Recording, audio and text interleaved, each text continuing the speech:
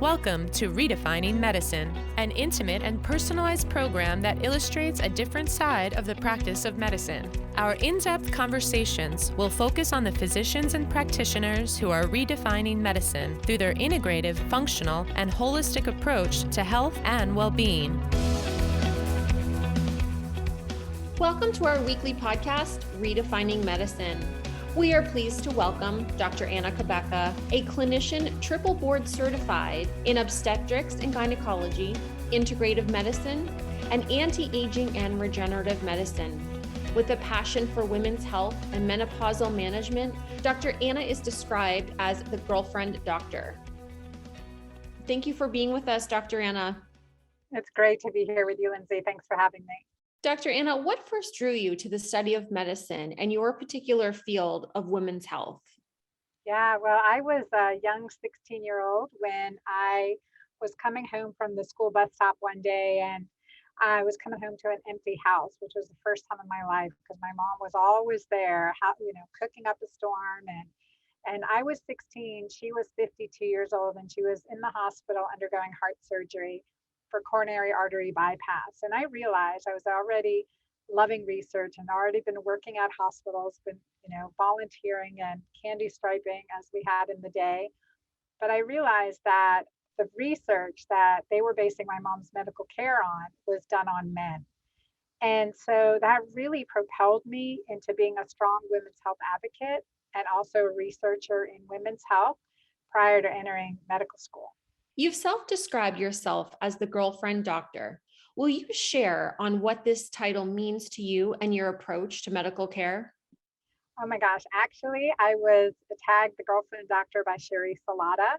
She was Oprah's executive producer. She has just been amazing in the field of getting information out in a relatable way. And I was consulting and chatting with her, and she goes, "Oh my gosh, you are the girlfriend doctor. You're my girlfriend doctor." And she interviewed me on her podcast, her and Nancy Halla, who's a brand strategist. And they're like, "Oh my gosh, you're the girlfriend doctor." And that just stuck. It just stuck. And they started calling me that in their platforms. And before I knew it, I was rebranding the girlfriend doctor. And I love it because it's an element of connection. It's an element of taking away some of the barriers that women often perceive are keeping them from having open, honest, unbiased, shameless discussions with their physician or their provider. And really, it's just been my way of handling my patients. People would always say, it's like, "Dr. Anna's one of my girlfriends," and always felt that connection. And that means a lot to me because I knew growing up, what in the 60s and 70s, those white coat syndrome and those barriers to having like a true heartfelt conversation. And in clinical practice, we know as physicians, we're leaving the exam room, our hands on the door, when your patient finally feels comfortable enough to say something like, "Hey, Dr. Anna, my libido is non-existent," right? That's a 3-hour discussion, right? And so opening up, having the conversation, having that level of connection is just so meaningful to me. And that way we can have open, honest, authentic conversations with our patients and have them really trust us and, certainly have, trust in asking the questions. What are some of the most common misconceptions surrounding menopause and maybe even women's health in general that you wish clinicians and patients better understood? Well, I think the biggest one, there's so many misconceptions around menopause. I want physicians to know, but I really want, I want women to know that we are able to breeze through menopause. And the Japanese call this time of life, they don't have a word for menopause, but they call it the second spring. So we want to breeze through menopause into our second spring. And that's really powerful. And also, while menopause is natural and mandatory, suffering is optional. So I want, physicians and women to understand that there's this natural transition in life that's as important as puberty is. And as much as we won't suppress a teen from going through puberty, we shouldn't suppress a healthy menopausal journey.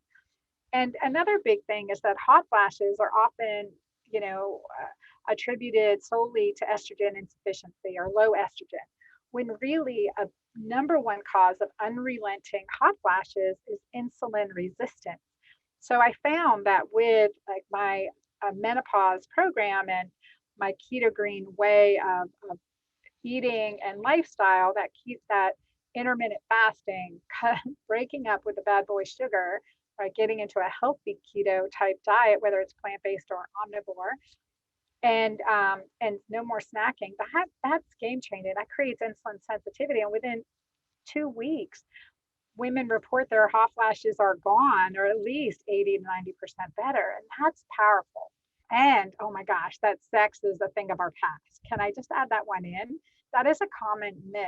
And as I've worked with women and couples over the decades, just recognizing that sex can be better post menopause than you ever experienced before menopause. And I love it when couples reach that realization together. As an OBGYN, what led you to pursue board certification in anti-aging and regenerative medicine in particular? Well, definitely as part of my own healing journey. I was diagnosed with early menopause and infertility at age 39. And that took me on a journey, around the world looking for answers and understanding there's a lot more ways to practice than what was in my doctor's bag. And as a physician in women's health, and again, a scientist before I went to medical school. I worked for the US Navy. I worked with diving medicine, exercise physiology before I ever went to med school.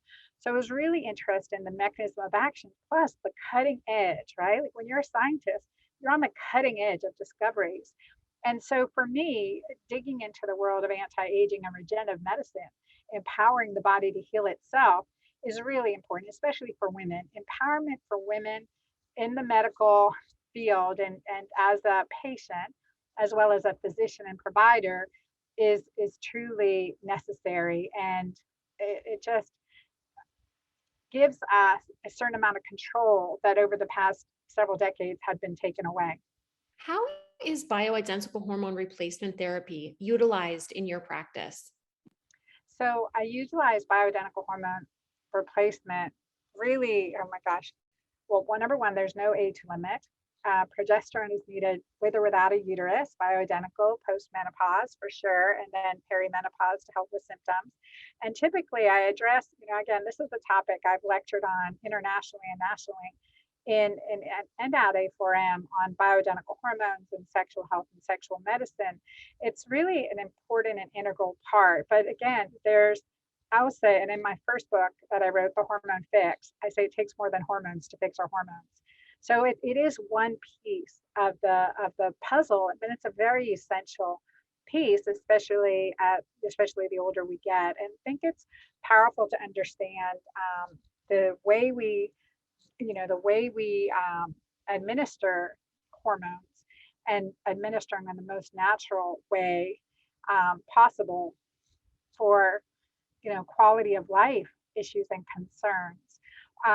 And I also really look at top-down medicine. So looking at utilizing nutrition and adaptogens to get your body to produce its own hormones naturally, detoxing to clear up those receptor sites so your body can use your hormones better, and then using progesterone and pregnenolone as well as DHEA as first and second steps, or first one way or the other, and then adding in estrogen and testosterone.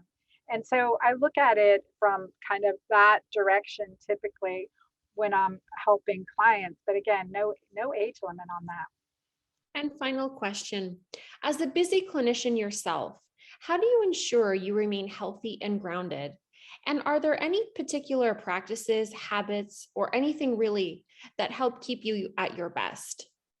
Oh, absolutely. Exercise is huge, right? And nutrition. So the keto-green way, the keto-green lifestyle, I incorporate that into my life on a regular basis. But I start out each morning with 3 questions. And this is part of gratitude practice and energy practice. I've been also started doing energy for success.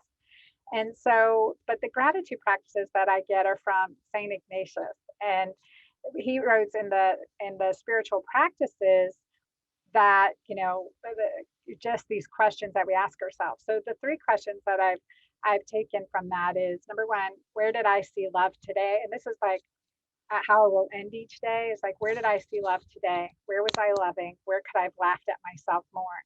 So that's a really important thing. And I start the day with a gratitude practice. Where do I have love in my life? What am I grateful for?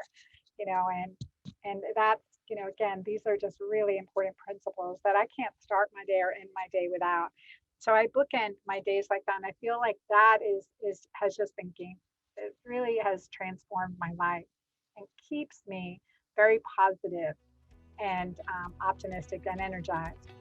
Well, thank you so much, Dr. Anna, for sharing your insight and expertise with us today.